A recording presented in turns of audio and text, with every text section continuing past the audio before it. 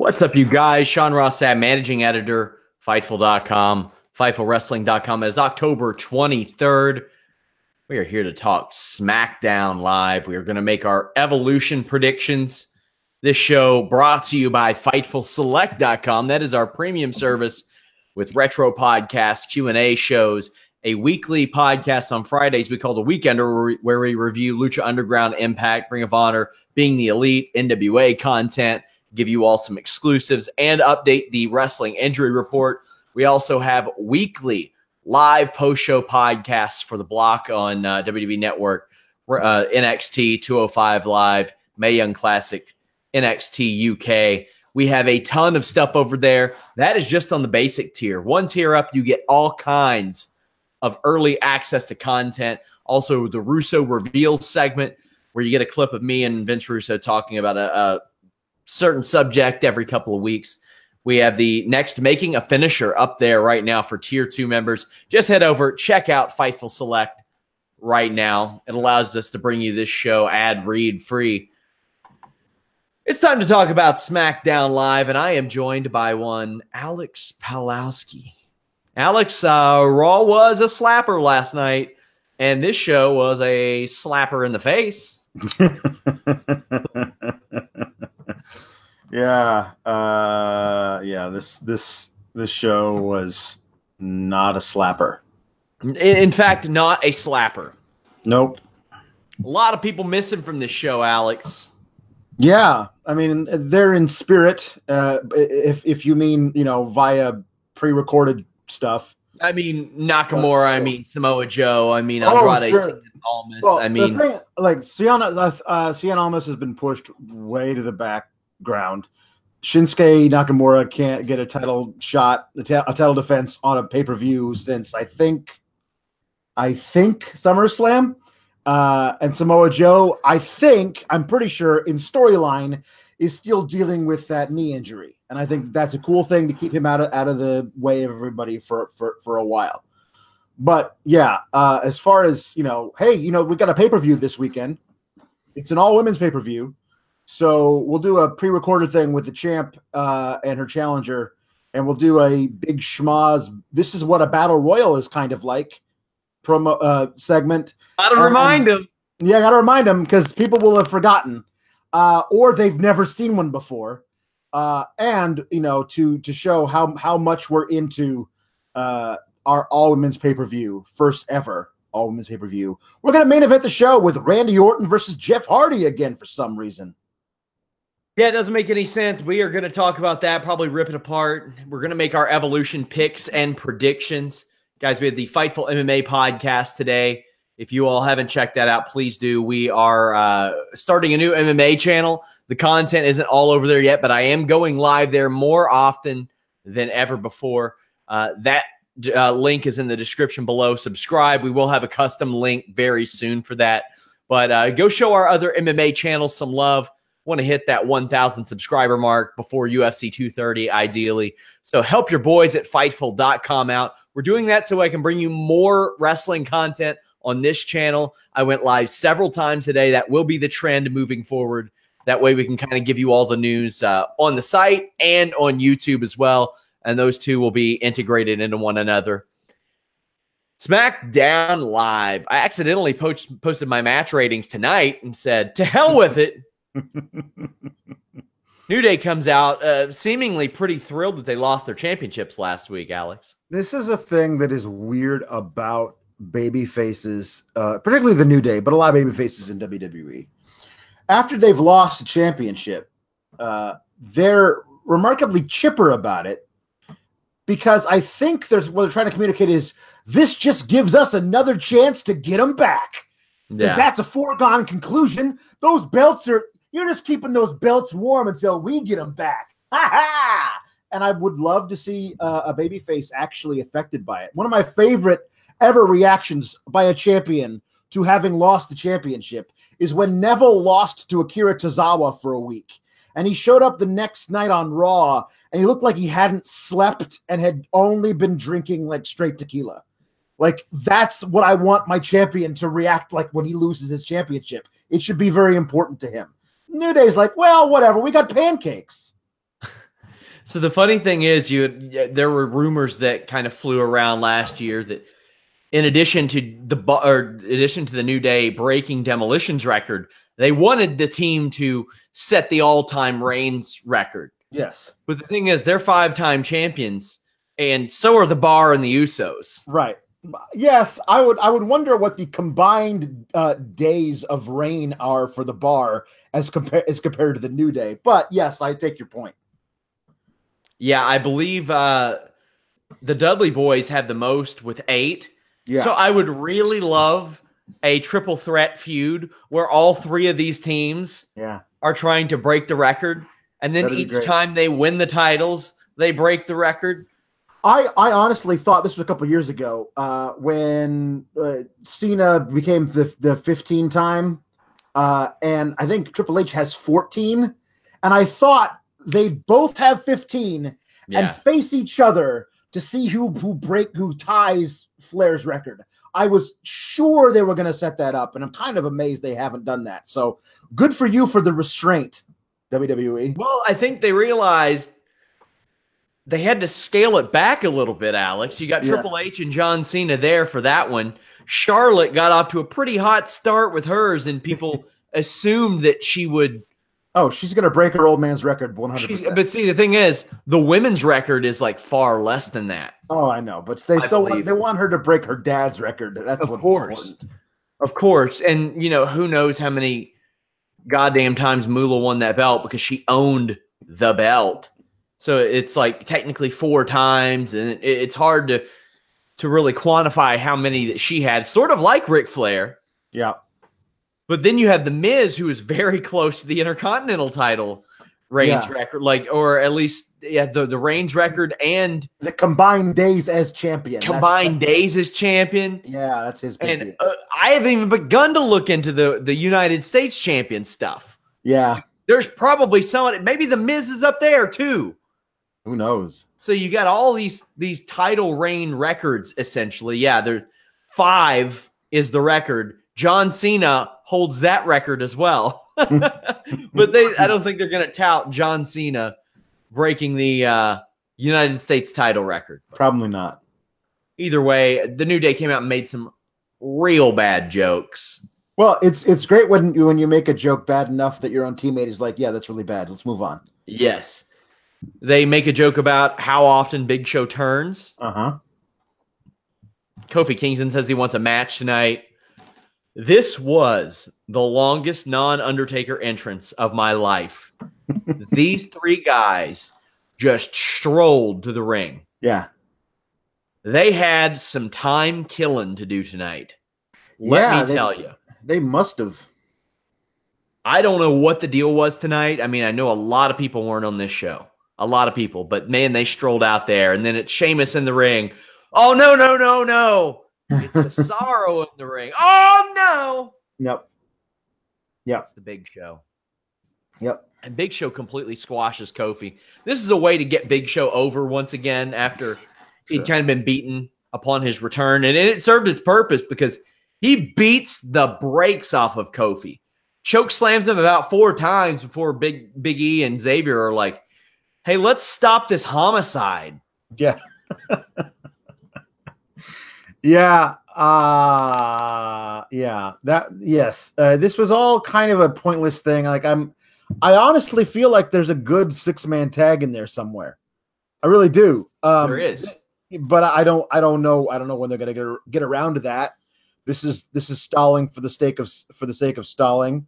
You know what they're probably going to do? They'll probably do it at TLC. There'll be a 6-man tag. The belts won't be on the line. They'll Show will choke slam everybody through tables and stuff like that. It'll be fine. Yeah, and this was okay. It was whatever. The Donnie Brooke breaks out. Big Show slams or choke slams Xavier Woods for the exclamation point. Yeah, sure. Yeah, he choke slams Big E, which is I think should be a plot point. They made a big deal about how Big E is the muscle of the New Day, and Show had no problem picking him up and choke slamming him. You think Big Show takes a body slam from Big E? He should. He should. No, there's something. I mean, I don't know if Big E can get him up for the big ending, but I'd love to see him try. Yeah.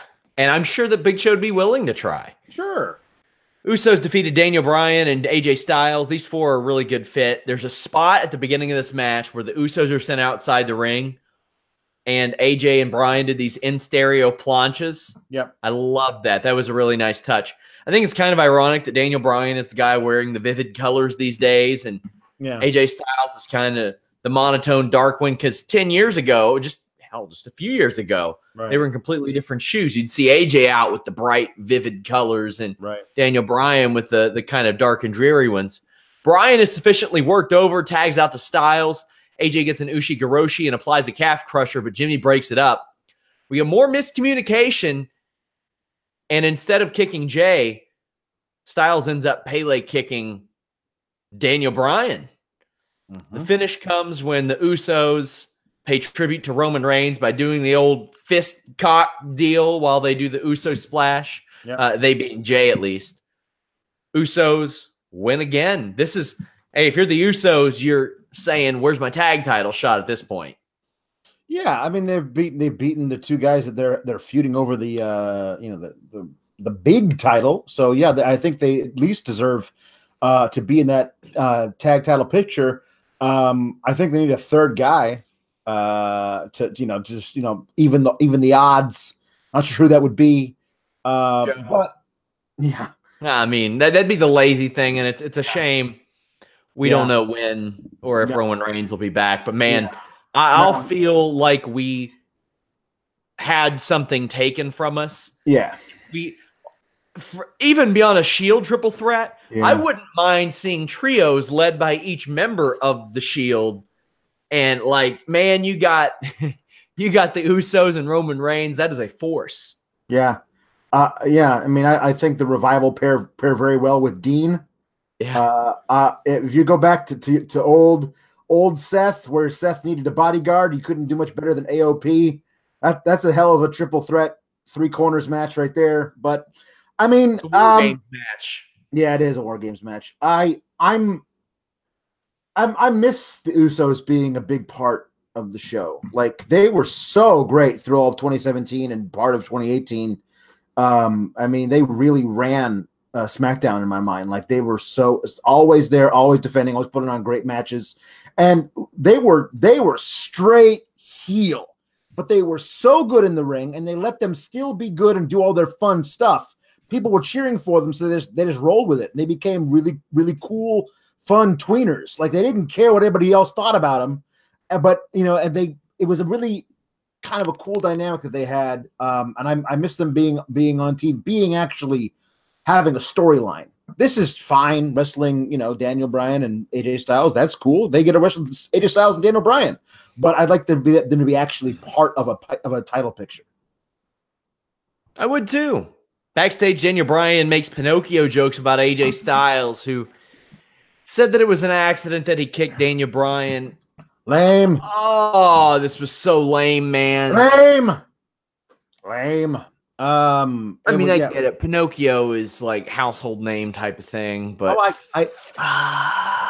I guess what was the whole thing about the Too Sweet deal? Like, what was I don't know. It's like, remember when you would do Too Sweet, and those two guys who were your best friends back when you started here, they don't exist on this show anymore, even though they're touring? Like, I don't know. Dick. He seemed heelish, and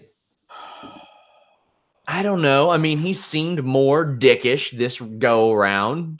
This is the thing. I mean, I don't know. How does WWE make a title match between AJ Styles and Daniel Bryan feel like a chore to slog through the build for? Like, I'm still excited the match is going to be good. There's so much laziness. Yeah, it really between all this stuff. Yeah. It is not hard to create a compelling issue between so many of these people. Yep. And instead of just doing it, they take the long way home. Yeah, this is the thing that I mean, really, this is what I would have preferred is the thing that I pitched a while back, where Miz was using Shelton Benjamin as kind of his proxy to beat these guys or at least come close to it in singles matches. And if you're going to have these, like, forcing AJ and Daniel Bryan to team up, as much as I like watching them face the Usos, if it's them versus Miz and Shelton Benjamin, then those guys that they're opposing can actively try to get Daniel and AJ at each other's throats, as opposed to them kind of whoopsie-daisying their way into it.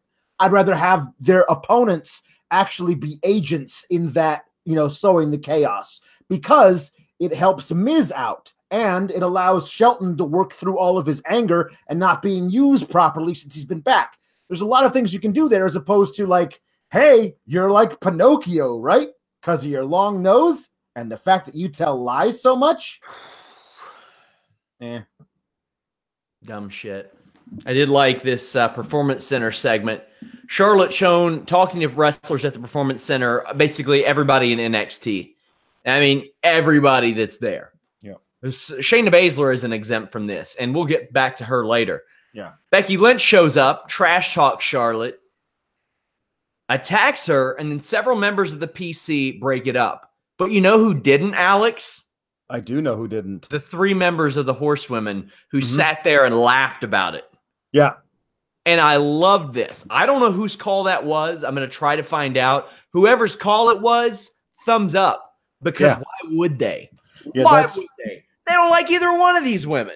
That's being true to the character and the character arcs that you're telling with these people, which is rare in WWE. And I think had it happened on the main roster, they would have tried to break it up, because every time we see a pull-apart brawl on the main roster, it's just like everybody comes down there and you have the heels pulling the heel away from the babyface, and the babyface is pulling the babyface away from the heel. And hey, hold on, man, it's not worth it. Back off. Hey, save it for Sunday. Like it's that kind of crap, and it doesn't work.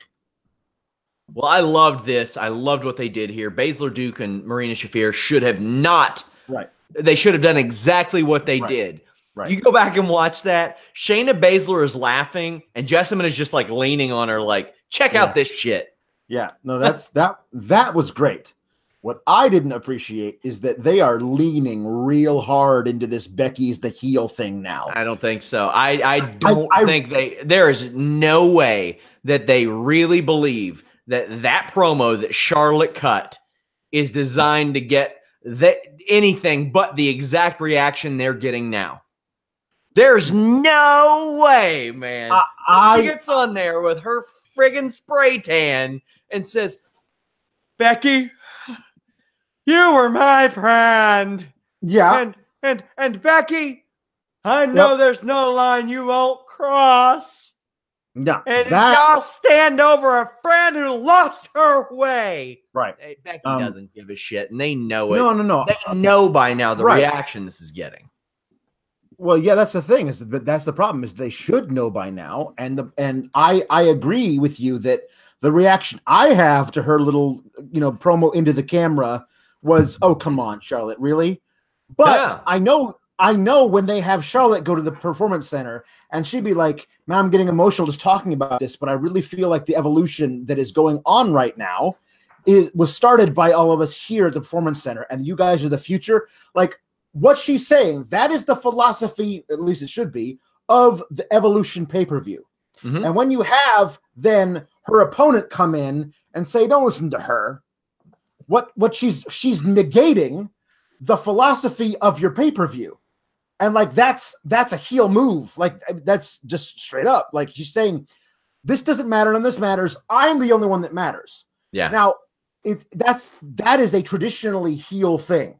I appreciate that she's not healing the crowd ever since that first promo. I appreciate that very much. But everything else they've had her do has been traditional heel stuff. It just hasn't worked. People have loved it. She's getting a Stone Cold vibe. Well, slowly but surely, despite all the creative issues, they are slowly but surely starting to understand the different kinds of heat that happen in today's wrestling. Triple H understands it best. There is a guy in NXT, Tommaso Ciampa, who the crowd loves to watch work. Yep. but he is so good at what he does. Oh, the yeah. crowd goes along for the ride 100%. to the point to where people online, I mean, I've seen forums where they don't refer to him as Ciampa. They refer to him as that bald bastard. I mean, they're along for the ride. That's going to be the case with Dean Ambrose too, I think. The reaction we got last night. Yeah, we'll see. The audience had been on a roller coaster, and despite what had happened, they kind of appreciated the fact that they were on that roller coaster and they went for a ride. With Becky Lynch, it was I feel like, more responsible way to let WWE know, hey, this is what we want, not what you want us to want. And I think that WWE recognized that and said, you know what, we'll do that, but let's keep cooking with what got us there. And that's Charlotte portraying the moral high ground. Meanwhile, Becky just keeps doing what she's doing. I need to go back and find this. Somebody tweet out a really cool video of when Charlotte turned on Becky, like in 2016, and when Becky turned on Charlotte back at SummerSlam. And it's basically the same segment, except Charlotte hits Becky in the back, and Becky slaps Charlotte right in the face. I think that is a straight line to draw between them. Oh yeah, is that Charlotte will stab you in the back, Becky will slap you in the face. I think that is something that a fan can delineate and gravitate to, and maybe something that Charlotte and Becky cooked up on their own. Because I'll tell you this, ain't no way Vince did. No, it's true. That's so true. Rusev defeated Aiden English in a squash. Aiden says instead of a short Rusev day, Lana could have a long English night. I really wish these were on Mondays. I'll just say that for the Blue Chew plugs. Rusev goes after English, but Aiden gets a swinging neck breaker and gloats to Lana. Lana throws a shoe at Aiden. He gets Machka kicked and put in the accolade. I'm completely okay with this, all things considered. Yeah. Because Rusev is livid and beat the living shit out of a guy. I'm fine with it. Sure. I totally believe that. That makes sense to me. I can't imagine this is the blow off. I feel like this continues into something, but I don't know what. I don't know where Aiden goes from here as far as what his tactics are in the next match. Because you're fighting a very large, very pissed off Bulgarian brute, and he can do this to you whenever he feels like it. Maybe he's gonna show up and say, "Hey Ray, where's my stepbrother?" Oh my god. Maybe. You never know. I doubt it. They never referenced that. No, they would never. No.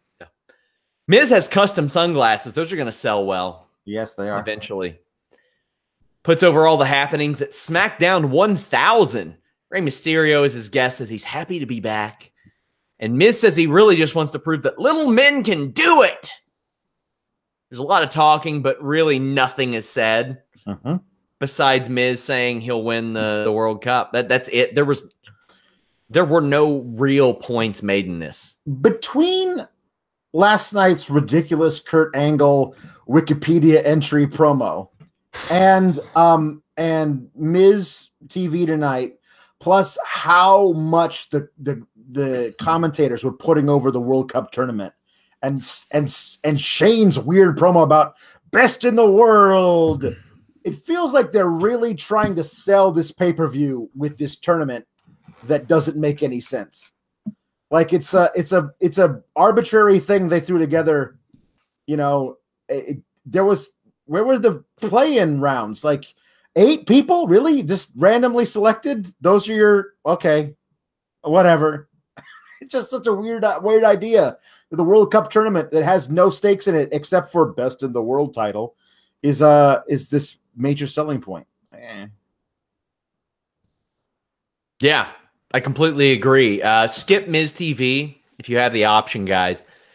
Mysterio says he didn't come back to be on some dusty talk show. And I was hoping after that he was going to say, I came to be on Truth TV. He did say that. He said, I'm really upset that I'm here. I expected I was going to be booked on Truth TV. And then Miz did his This little is where he should have said it.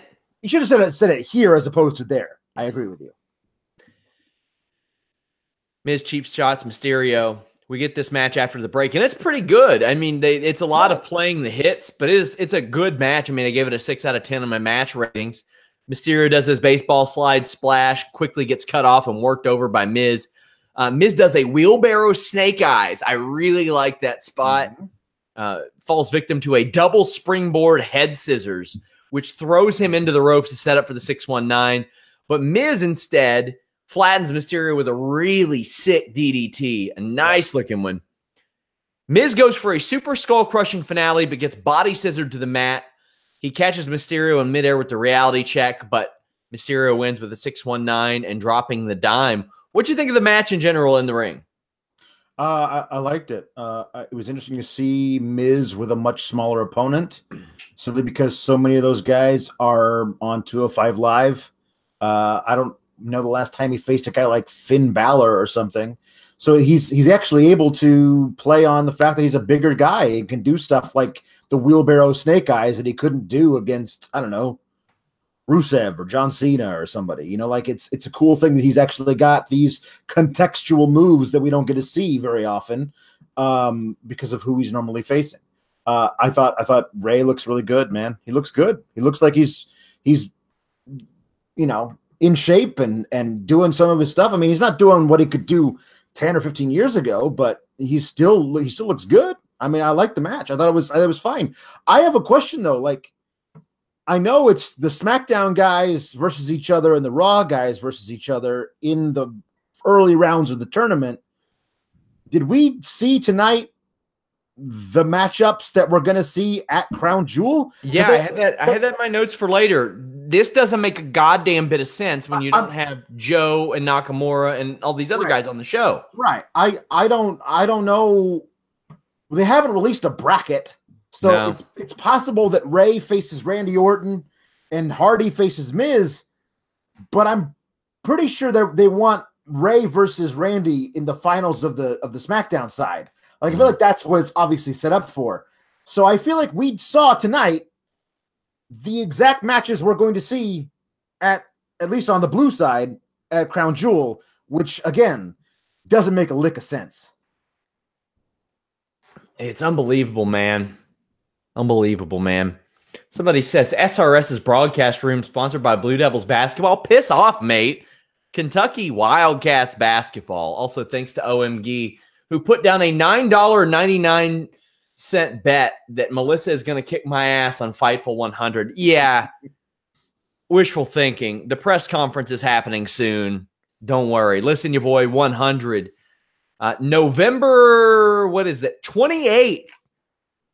So, I mean, you know, Jimmy's been in and out of the office recently, and some people said, well, how do we know it's going to match up? It's going to match up. That's listing your boy 100. No matter what. Non-negotiable at this point.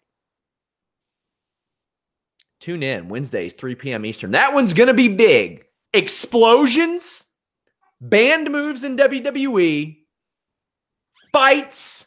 I might not even have a guest. I don't know. I tried to set one up, but they ghosted me. Or they're actively trying to not take part. I'll tell you off the air who it is, Alex. Okay, please do. So we were set for a tag team match. Absolution against Naomi and Asuka. Mm-hmm. The Iconics come out, who we don't see nearly enough of. No, we don't. Listen, something as simple as I'm really excited. Why? We're in Newark. Is just so good. It's just so simple and pure heel. I love them. I can't wait till they go to San Antonio. I can't wait. They promote the Battle Royal, and I love that they do their their little gimmick where they stick their chests out, essentially. And when Lana interrupts them, they do that as like a threatening gesture towards her as well. Lana gets cut off almost immediately. Her theme is great, by the way. Yes. Carmella interrupts for a dance break, and I really like that the Iconics were like, yeah, that sounds great. Let's just do a dance break. I also like to dance. Yes. Funny you mentioned that, but Zelina comes and ruins it. Yeah. Brawl breaks out. It is embarrassing how lazy and shitty the creative is outside of the title picture because you have so many really great characters. Yeah. You really do. Asuka can kick some ass. Naomi has her entire glow gimmick. Yeah, sure. Sonya Deville and Mandy Rose don't necessarily have outstanding characters per se, but I enjoy their work. Yeah. Iconics, on the other hand, very colorful, as is Lana, as is Zelina, as is Carmella. Yes. You get the brawl here. Sonya does a spear. Lana with a Bella Buster. Mandy Rose hits a couple of knees. That is a hell of a move that she does. I love that bicycle knee.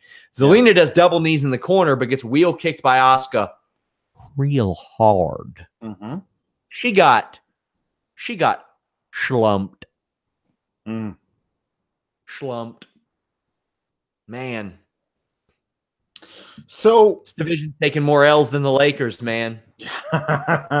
Which is a lot. It's maddening to me. Like, all of these women. I mean, like, there's a thing. Like, I mean, if you want to tell me that the Sonya and Mandy Rose and the Iconics and Lana and Zelina, they all belong in the Battle Royal, fine. But Carmella was champion for a long ass time. Yeah. This year, Asuka hasn't been booked right on the main roster, but she was a damn killer for her entire career in NXT and was brought up as such, starting her career on the main roster as such. Naomi's a former champion. These are people who deserve way better than just also rans in a battle royal. I mean, maybe one of them wins it, which is nice for them, but like Naomi won the battle royal at WrestleMania and ain't got shit because of it. Like, she actually tweeted something out about it. She was like, "Hey, by the way, you guys never even shipped me the trophy I was supposed to get." Like, you think Braun has that title belt from the Greatest Royal Rumble? Probably not. I hope he walks around at home with it just like over his shoulder. Well, Belt Fan Dan of Leather by Dan, when Jimmy Van wasn't here for Listen Your Boy a couple weeks ago, said The Rock like took home the last spinner belt, and WWE had to call him and be like, "Give it back."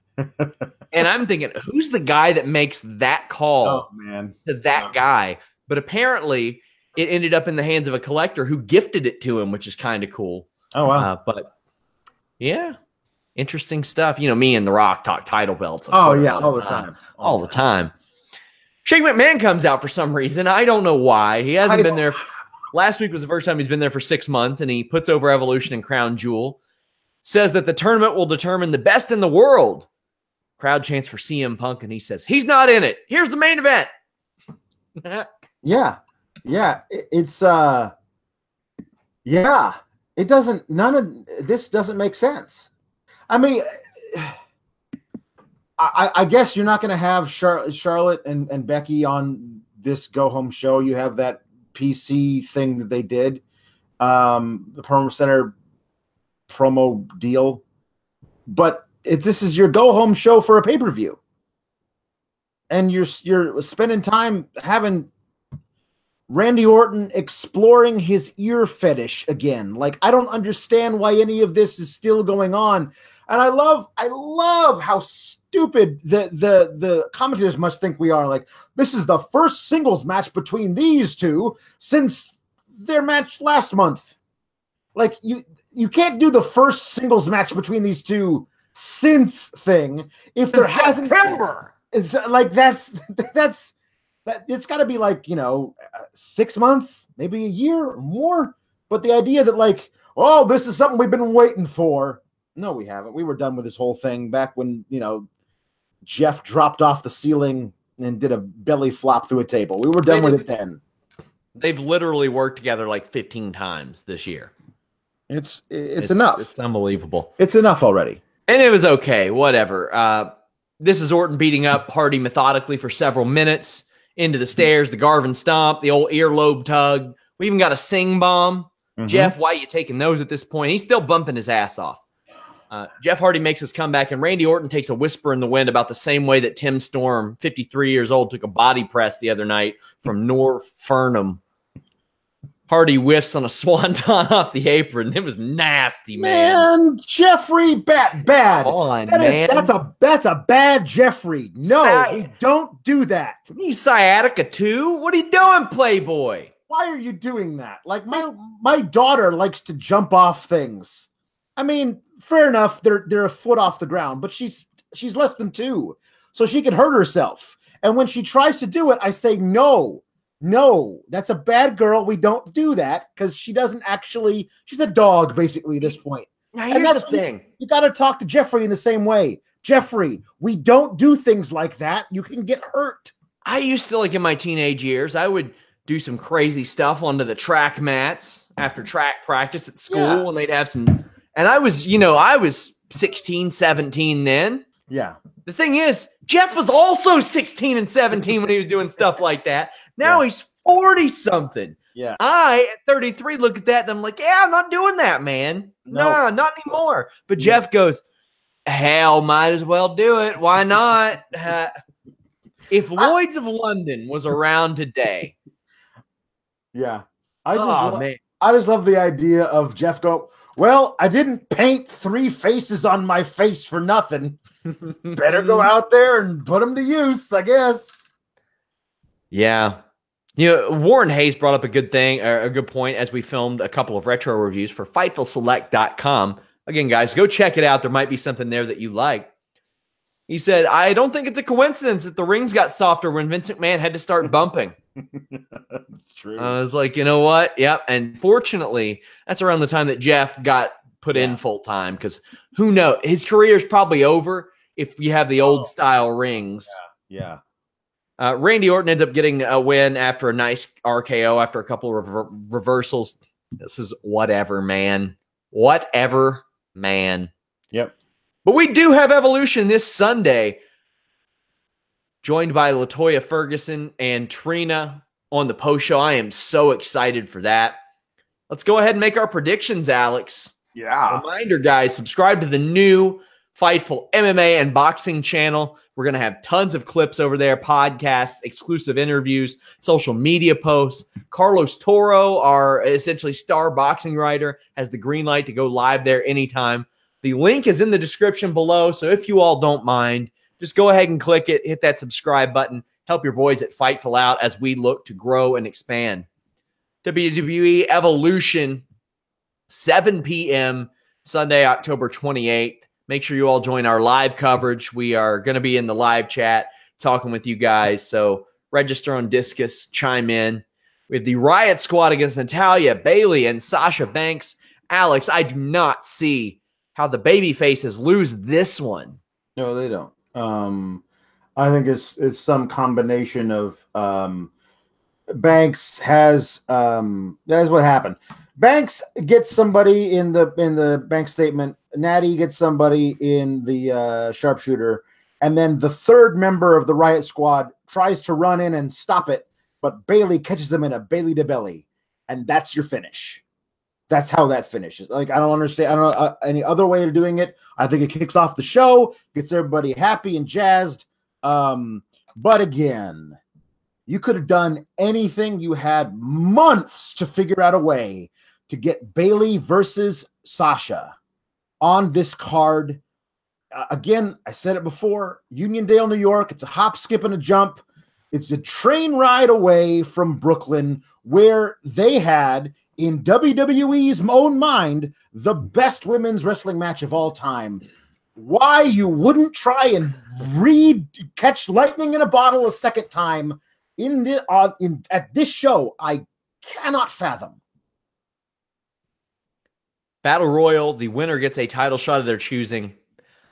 Here's the list of contestants. Former SmackDown Women's Champion Carmella, the once undefeated Asuka, Mandy Rose, Lana, Sonya Deville, former champion Naomi, Tori Wilson, Dana Brooke, another former champion in Alicia Fox, Ember Moon, Tamina, Peyton Royce, Billie Kay, Michelle McCool, who has the Royal Rumble eliminations record, mind you, Alundra Blaze, wrestling her first match in a long time, Ivory, also wrestling her first match in a long time, Kelly, hopefully wrestling her last match in a long time, and Maria Kanellis. Who wins this?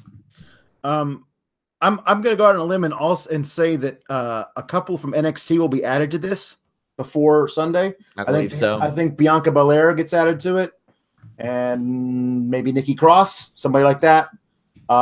If Bianca's in it, she's my dark horse. because I think that's a great way to introduce her to a more mainstream audience because she's amazing. She's the future of women's wrestling, and But is maybe she?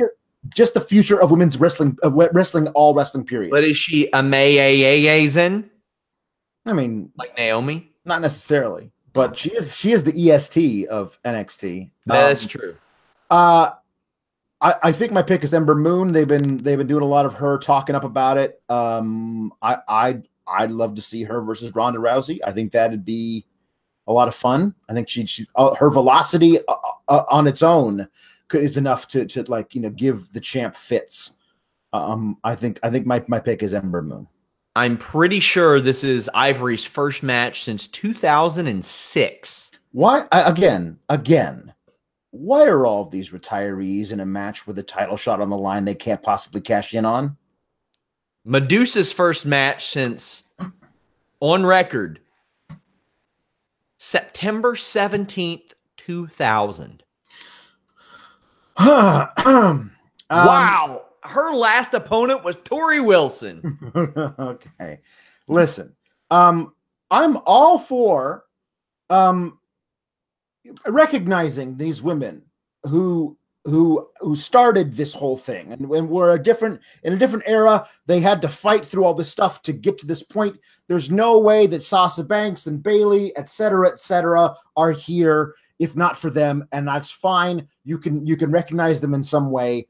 Have a legacy battle royal where it's them, and have all the women who actually have real title shots opportunities, put them in like a fatal 5-way. I'd much rather watch that between those women than I would a battle royal, which is just going to be a giant schmoz anyway.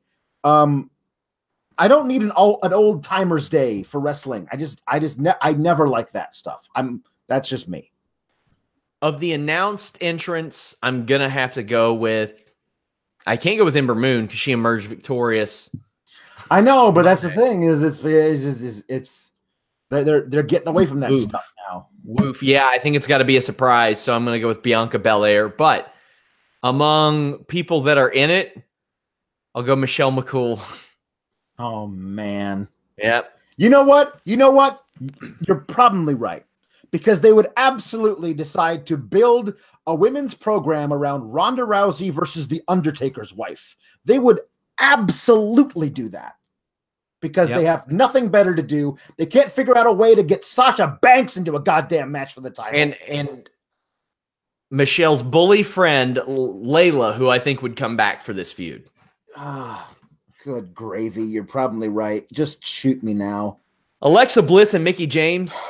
Maybe, if Alexa Bliss is cleared, against Lita and Trish Stratus, I think the baby faces are winning here too. Oh, sure. Especially if Alexa is not cleared. No, there's no way that they brought back Trish and Lita to lose this match.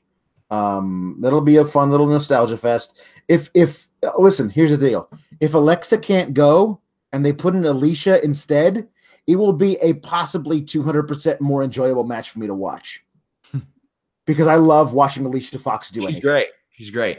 Ronda Rousey defends the Raw Women's Championship against Nikki Bella. Nikki Bella doesn't have a chance. It's Ronda Rousey winning. Yeah. For all that we say about the creative of this, it worked some casual people. I had way more people than I care to admit that were interested in this and saying, "What? Why do the Bellas not like Ronda?" And I'm like, it's so many of the same types of people that say, it's fake, right? Hit me up and they're like, what's happening here? Ronda's winning this. Yeah, and of course Ronda's winning it. The problem I have with it is it's probably going to go 18 minutes, and 16 minutes of that is going to be her selling. And it's just going to be, Bree's going to get involved while the ref's got his back turned or whatever, and then Nikki's going to take advantage and then just work her over for a long time, and that's it. Kairi Sane versus Shayna Baszler. I would go with Baszler here. Yeah. My prediction is Baszler, and it goes directly along the line. It feeds right into the final of the Mae Young Classic. Well, let's go ahead and make that prediction. Who do you think's winning the finals of the Mae Young Classic? Toni Storm, Io Shirai. I think it should be Toni Storm personally. but I think it's going to be Io because the winner gets a title shot at the NXT Women's title. mm-hmm. And I think that earlier in the night, it'll be Io Shirai defeating Toni Storm. And Kairi Sane will come out to celebrate with her because they want to they've already talked about how they're best friends or whatever. Yeah. So I think that they want to reinforce that. And then when Shayna beats Kairi to get the title back, she keeps the her little Kirifuna clutch on for longer and longer and longer and won't stop putting it on. And Io Shirai has to run out and save Kairi Sane, and she gets the better of Shayna, and that's when we get introduced to Jessamyn Duke and Marina Shafir, and they run in and help out Shayna, and the three of them beat down Kairi and Io Shirai, and that's your program going forward in the women's division NXT. Also, if they would ever announce these damn tag titles, you just know WWE would love to call Io and Kairi like the new jumping bomb angels or something ridiculous that. They'd call them the Rising Sun or something some shit like that. But you would also have the horsewomen involved as well. And I am picking Shayna Baszler to win. That would make her the first ever 2-time NXT Women's Champion. Yep. So that's something to look forward to as well. I think I want Toni Storm to win. Right. I think she's the right call. I think she's got something very special. She is just oozing charisma. I feel like it's too good of a story for them to go forward with Io and Kairi versus the horsewomen thing for them to pass it up. And Toni is super young and will have so many chances to moving forward. But there's like Toni Storm just. I agree with you. She's got so much going for her, and I feel like it's there for her. And there's the NXT UK Championship out there that she's in line for title shots at. NXT Women's Champion of NXT UK. So I feel like that might be where they're putting her closer to that instead. Last woman standing match. Becky Lynch defends against Charlotte Flair. I think Becky needs to win this. She is the hottest thing on SmackDown right now, and had an Elias turn and a Dean Ambrose turn not happened last night, I would say maybe the hottest thing in WWE, and we'll see how the Elias thing works out, but she is just red hot right now, no pun intended, but I think she's got to win this. Yeah, the last woman standing thing appears to be in her favor since she's shown she's willing to do pretty much whatever to keep the belt. I wouldn't. I mean, the way I would do it is I'd figure out a way to keep Becky the way she is, this cool stone cold persona, but have the fact that Charlotte cannot put her away.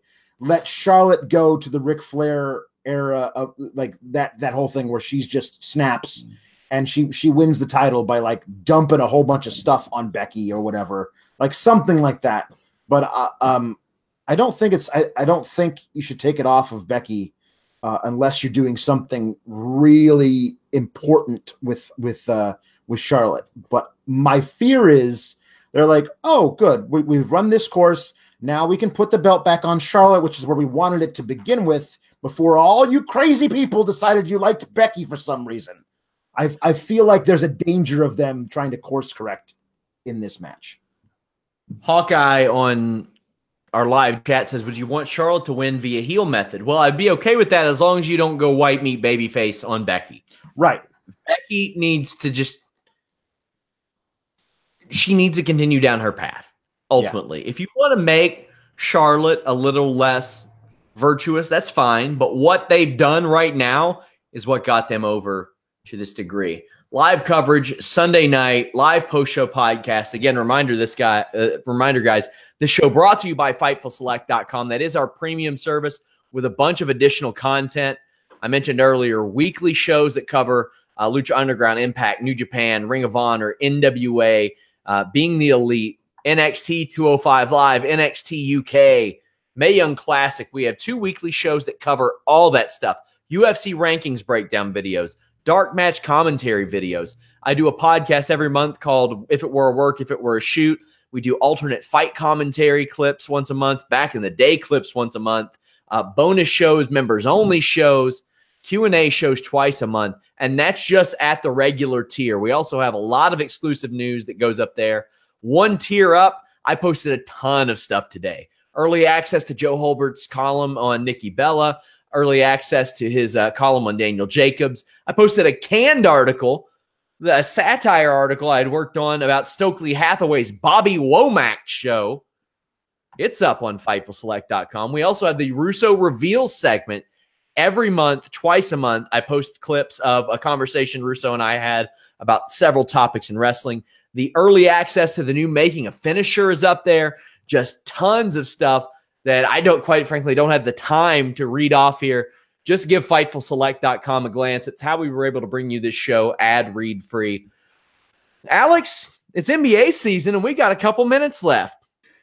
Nice. The Lakers have as many wins as the Bulls. That means Bobby Portis is just as good as LeBron. That's just science right there. Yes. I want to talk about how my Milwaukee Bucks have already broken their all their 3-point records in the first 3 games of the season. They're just like, what's your record for most 3-pointers attempted in a game? 26. Okay, well here's 37. Yeah. It's just and they're hitting them at a pretty good clip. And they're scoring way more than they ever did under Jason Kidd, which is not hard to do. But I'm loving Bud Ball in Milwaukee and all these guys. If they can, obviously, I don't think it's sustainable. But Chris Middleton is shooting 65% from 3, so I'll take it. Despite the Bulls being 0-3, I wasn't happy about the Zach LaVine contract. I was like, maybe 19.5 a year. Right now, he's averaging 32 points a game, shooting 61% and 45% from the 3, 83% at the line. I'm like, okay, yeah, we'll rock with that. Yeah, here, this is something I saw today. You remember the 7 seconds or less Phoenix Suns, most exciting team of basketball from 15 years ago, right? Yeah, 13 years ago.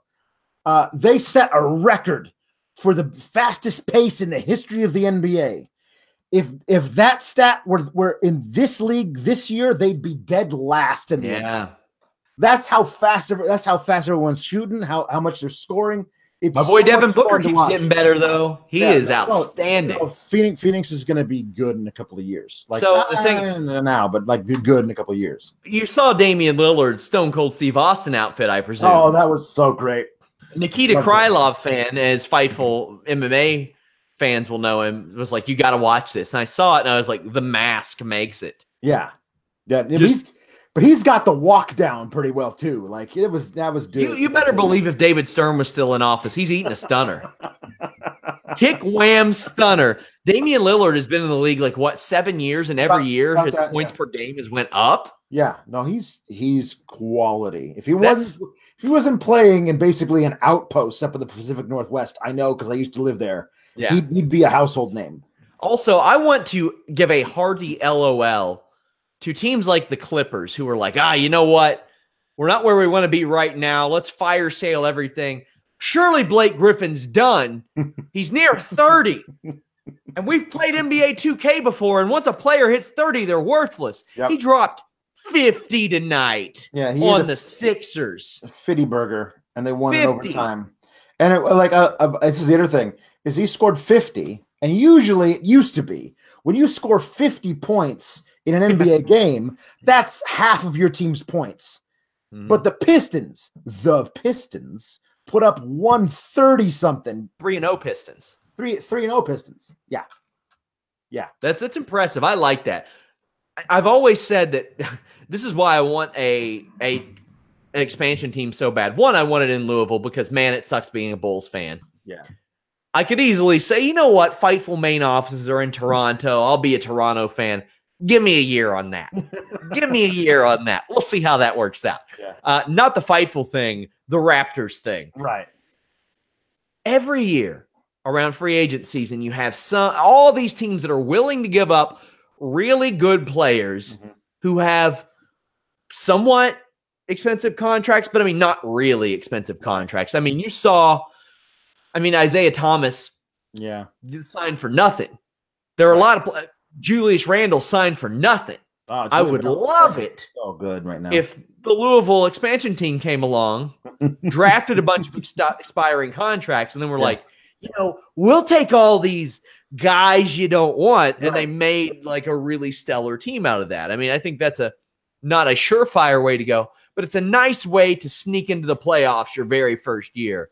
Yeah. I think that's a very possible thing for a future expansion team in the NBA, and they need to expand. I don't think they've ever went longer than this without expanding. Yeah, it feels like forever ago that they did. I mean, they might want to move some guys around, but I mean, there are some teams that, I mean, here's the thing. It looks different now because we would have said a lot of teams look dead in the water last year, but now those teams are playing well. I think they should just revive the old franchise from the ABA, the Kentucky Colonels. Oh, we wanted to. I mean, they tried. They tried really hard when Charlotte came back with the Bobcats. There was a big push, and there's a renewed push, especially among some people in Louisville, because they got this expensive ass stadium, and who knows who knows how the NCAA is going to look in a couple years, much less the Louisville Cardinals with old Ricky P popping off in Applebee's booths, getting his freak on. Come on now, it was a Perkins booth. Yeah, whatever he did. Barely hitting the 30-second mark. He would have broke the record for pace. Hit up my boys at Blue Chew, Ricky P. What are you thinking? I got a little bit of love for you, bringing us those titles and all, but man, I'm ashamed of the performance. Yeah. Ricky P stands for Ricky Pace. And man, sending hookers to the recruits? Come on, man. He says he didn't know anything about that. Just completely beyond his knowledge. Cheap hookers, too. At least University of Kentucky probably gets like high-end strippers. Yeah. Jesus, man. No respect for these kids. You want to talk about the indentured servitude of NCAA athletes. They don't even get really good. This is America, damn it. We don't pay these student athletes. We pay them into free education and free hookers. And that's the way God intended it. Yeah, you don't want to get me started on the NCAA stuff, man. I interviewed Kenneth Fareed. I went to school with Kenneth Fareed. Yeah. It was sad, man. Yeah. And he was very open to talking to me about it. And he passed going to the NBA after his junior year. Yeah. So I'm talking to him his senior year. And it's rough, man, because nobody recruited him but Morehead. Morehead State University recruited the guy who would go on to become the all-time leading rebounder in the NCAA. Mm-hmm. And it was rough, man. It was rough. And anybody who says, oh, they get a free education. Piss off, mate. Listen, I mean, that's fine. Like, you can say that if the NCAA as a whole isn't making billions of dollars off of the backs of these kids. That's what I don't like. Everyone's getting paid except for the kids who are actually out there risking their bodies. I see kids whose pictures are on ads for the lottery because they're like, oh, yeah, you buy a lottery ticket, you're contributing to schools and all that stuff. But a Morehead State University, keep in mind, one of the lowest Division I teams. A women's soccer player can't be on the poster for a frozen yogurt joint local to the town. It's ridiculous.